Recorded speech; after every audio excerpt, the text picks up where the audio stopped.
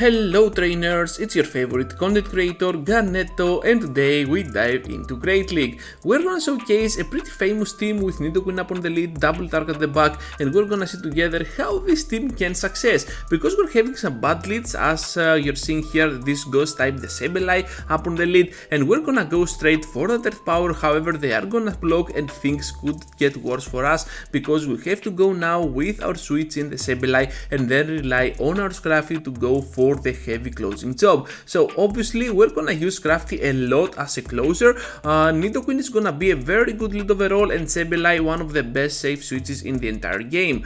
So we're gonna double block the Sableye while they are also blocking twice, and we're gonna go with a foul play while they try to catch on that Medicham. I know I have to come in immediately with my Nidoqueen and make them throw some energy on my Nido while I debuff them, and at the same time I'm gonna be able to completely farm down with my Sableye, thread a shield on the back line, and we're gonna see together if Scrafty is gonna be on the optimal scenario and position to finish off the entire match. Farming down the Medicham, we are gonna have one foul play ready to go, gonna fire it off immediately because the Sableye might have some energy, and we're gonna try to go for the last second foul play against this Marowak, and this is gonna be it for the Marowak, because now we're gonna go in with Scrafty. They have nothing to throw at us, and we're gonna take this victory. So as you can see, this team is pretty strong, but it has one clear weakness, the Skarmory, and I really hate this Pokemon. You're gonna see that we are not gonna encounter a Skarmory in this video,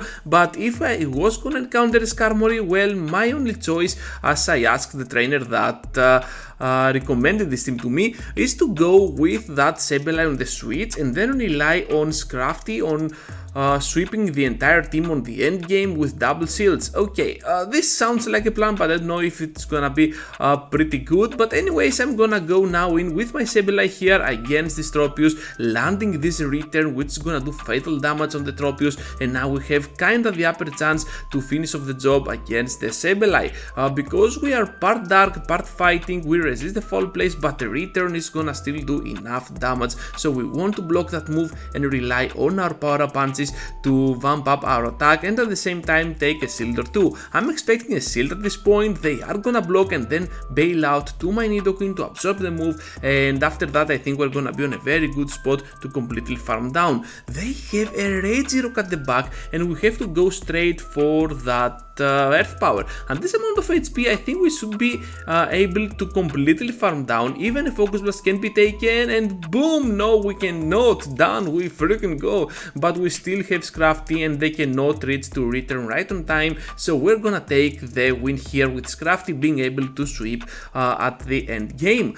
So Umbreon, the next one up on the lead, a pretty weird lead to be honest, because they spam the moves so fast, and we have to go for those Poison Fangs just to debuff them and then try to snipe them down with an Earth Power. If that is gonna be a situation for us, things are gonna be pretty good, but they decide to go for a Psychic, straight for the Psychic.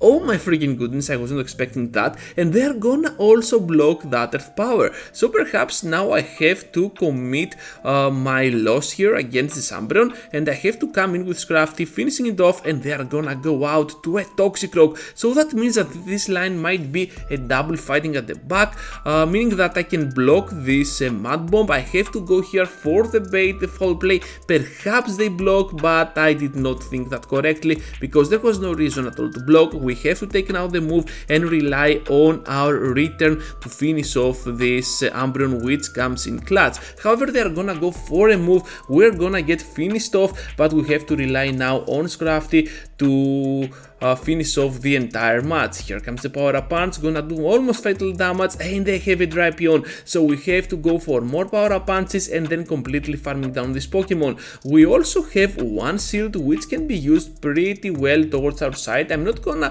shield, not yet. Here comes the Sludge Bomb, a huge move, and we have the time to go now for the power up punch. We need that boost because they are super close to a move. We have to block right now, and Scrafty, despite the fact that it is getting overwhelmed by those moves, is still able to finish off, but they reached the last second foul play. We can survive and we're gonna take the victory. What a game for our Scrafty and the Dream for the total finish off against this Umbreon. Despite the fact that we were debuffed from that crunch, we still survived that foul play and managed to take the victory. Pretty close one, well played to my opponent, but we played that better. So we're gonna go here for the shield on the Poison Fang. That was not expected at all. So we're gonna take the debuff despite the fact that we sealed it. So we have to go now in with our Sableye and start doing some solid work. I want to preserve my Nidoqueen on whatever comes in. They have that wall rain and we're gonna answer with that foul play. I'm expecting some shields, they are gonna pop them off and we have to go for another foul play. However, they are gonna go for the Icicle Spear, meaning that we are gonna go down, and right now I'm gonna just wait for my switch timer clock and I'm gonna bring Scrafty into play. What I want to do here is to just stall, so that's why I'm going for the power up punch. Now my switch is ready and Nidoqueen can come in on this switch locked Azumarill and start putting off some solid work. Perhaps we managed to shield here, I'm not sure. Yeah, we need to shield. It is gonna be a play rough though, which is gonna be resisted, but anyways we still have the time to go now for the Poison Fang, dealing fatal damage on that Azumarill, and Warren is coming in. I think they're gonna just let this go because they already gave up, so we're gonna take the victory overall, and this is gonna be a fantastic game for us since we can even win any lead scenario with this team. But Skarmory is gonna be one of those leads that might be a little bit problematic, so sacrificing my Sableye on the switch. If they steal, it's gonna be fantastic. If they do not stay, I'm just gonna faint miserably. But yeah, Sableye going in and then relying on Scrafty with two shields is gonna be the optimal scenario when you're facing a Skarmory on the lead with this line of 3.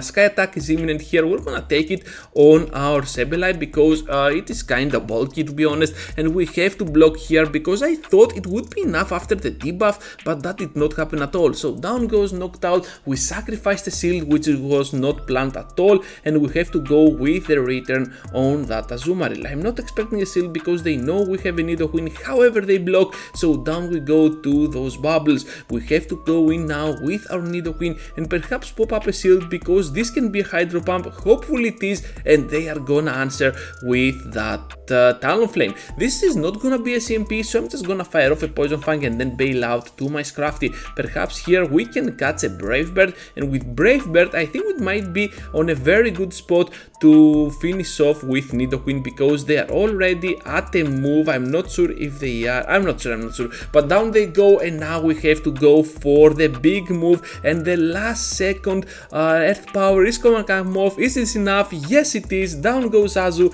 and another victory will be for our fantastic team. So double dark at the back, pretty strong as you can see, and we're facing a kinda bad lead against this ghost type Trevenant. So Trevenant, if it goes straight for that Shadow Ball, it is gonna beat us off, but they're going for the Seed Bomb, so I'm like, okay, bring it on, we can still take it. Poison Fang is gonna be one of the moves that is gonna do solid work against Trevenant, since as you can see we are able to completely farm down. If I knew better the team, I would go completely from the farm down, but I went for the CMP, which made no sense at all, so we're just gonna undercharge here and hope for the best. They have at the back a Basidon, so before I make the switch to my Scrafty, I want to have the maximum amount of energy on my Nidoqueen, just in case something goes horribly wrong at the end game. So using one pop and then completely farming down is gonna be my key plan here, because I want to have some energy for that Trevenant if they bring it in, and because they have a Trevenant I might be able to farm it down at this amount of HP. Let's see together, trainers.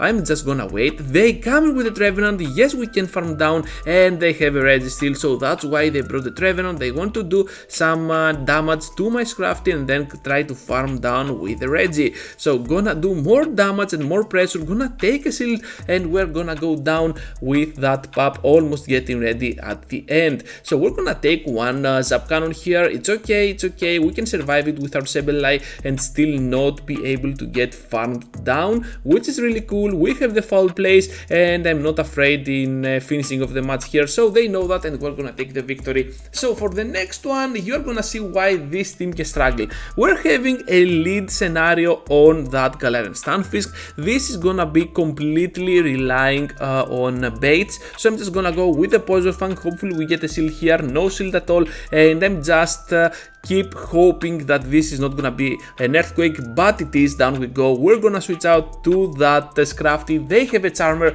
and it's pretty much game over. So that was pretty fast, but I want to showcase to you how bad this team can be if you do not pay enough attention. We had to win that lead scenario, keep our Nidoqueen alive, because if that Grand Bull gets its charms on our backline, things are gonna be pretty much over for us. So on the next one, we're getting a pretty cool lead on Lickithung. I decided to use a non-shadow version of Nidoqueen because I wanted to have matchups like this pretty easier for me. I want to maintain my Nidoqueen in there pretty much longer, so I'm just gonna stay in even on shields, and I will try to go for the maximum amount of energy before fainting. I'm expecting power up punch, so that's why I did not fire and then switch out, but that did not happen at all because they were gonna go for that ice punch. They're gonna finish us off, and now we have to come in with our Sableye. They are not switching out, so I'm like, let's bring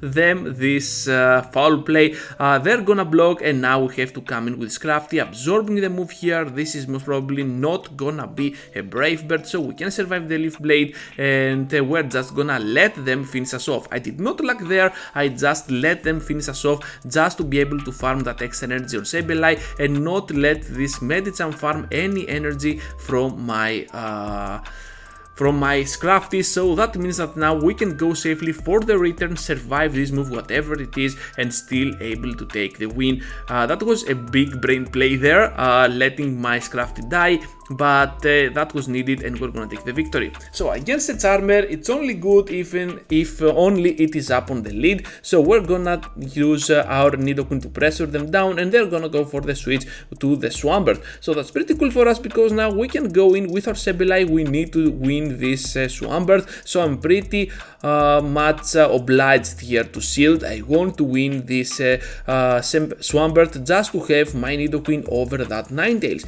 Gonna fire off that last second foul play, not gonna take a shield or anything because it is resisted, but I just want to do some chip damage just to make my Nidoqueen's life easier. Poison Fang is imminent, they have to block, and we're gonna, I think I'm gonna block here because I do not want that Ninetales on my Scrafty. So they have at the back Stunfisk, and things are looking pretty much over for them, since now we can switch out and rely on Scrafty to finish off the job against the Steel type. So power punches are gonna do pretty much the whole work here. I just want them to not have any chance at all, vamping up my attack, and I'm just gonna go here for another one. However, the reach to move, if this is gonna be a rock slide, we can survive it, which it is. So now we can go for the last second power punch, and even if we get fainted by that Charmer, we still have our poison jabs to do the work, and they are far away from that charge attack, the weather ball, so we're gonna be able to take the victory.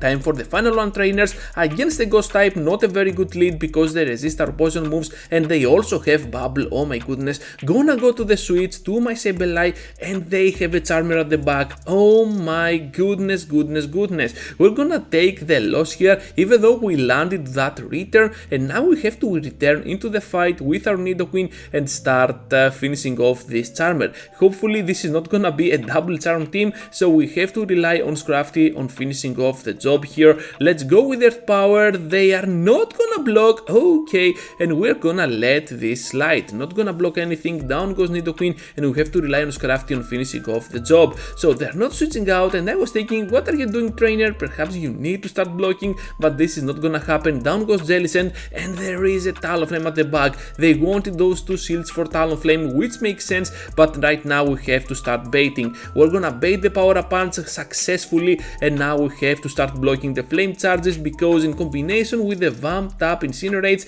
you can see that they are absolutely shredding us apart. Gonna go here for the foul play, but they are no better. They are just gonna block. Passing through this counter is gonna be super huge, so we have to block the flame charge. It is gonna be a race. We can get there, trainers. Is this gonna be enough? And boom, to the Talonflame, it is gonna be enough, and the victory will be for our fantastic Double Dark team. So that's all, trainers. Thank you for watching. Thank you for staying till the end. I hope you had a nice time watching the video.